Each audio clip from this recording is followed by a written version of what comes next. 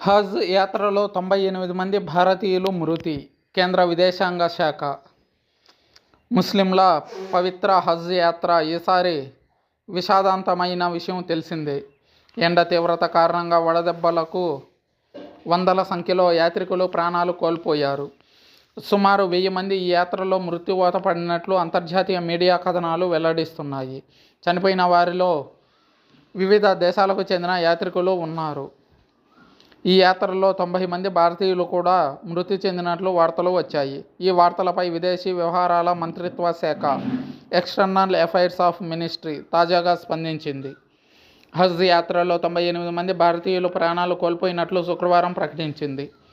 మొత్తంగా ఈ ఏడాది 1,75,000 మంది భారతీయులు హజ్ యాత్రకు వెళ్ళినట్లు తెలిపింది. సహజ కారణాల వల్లే ఈ మరణాలు నమోదైనట్లు పేర్కొంది.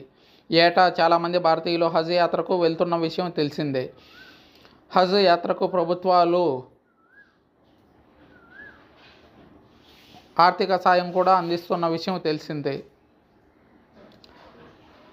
అందులో 98 మంది భారతీయ యాత్రికులు మరణించారు. అనారోగ్యం, వృద్ధాప్యం వంటి సహజ కారణాల వల్లే వీరంతా మరణించారని విదేశాల వ్యవహారాల మంత్రిత్వ శాఖ వెల్లడించింది.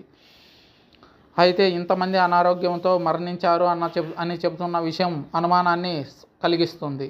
గతంలో ఎన్నడూ లేని విధంగా మరణాల సంఖ్య విపరీతంగా పెరగడం దీనికి మూల కారణం. ప్రతి ఏడాది 4, 5 లేదా 10 మందో అనారోగ్య కారణాలతో చనిపోయేవారు. కానీ ఈసారి 98 మంది, అంటే దాదాపు 100 మంది అనారోగ్యంతో చనిపోవడం దీని వెనుక ఏదైనా కుట్ర ఉందా అని విదేశాంగ మంత్రి ఆరోపిస్తున్నారు. ప్రస్తుతం సౌదీ అరేబియాలో ఎండలు దంచుకొడుతున్నాయి. మునుపెన్నడూ లేని విధంగా ఉష్ణోగ్రతలు నమోదవుతున్నాయి. మక్కాలో ప్రస్తుతం 50 డిగ్రీల సెల్సియస్కు పైనే ఉష్ణోగ్రతలు నమోదవుతున్నాయి.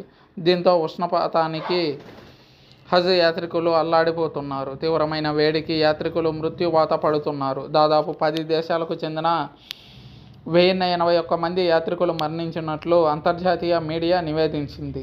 ఈసారి యాత్రలో దాదాపు 18.3 లక్షల మంది, 18,30,000 మంది పాల్గొన్నారని, వారిలో 22 దేశాలకు చెందిన 16 లక్షల మంది ఉన్నట్లు సౌదీ హజ్ నిర్వాహకులు వెల్లడించారు. మరో 2 లక్షల మంది సౌదీ అరేబియా వాసులుగా పేర్కొన్నారు.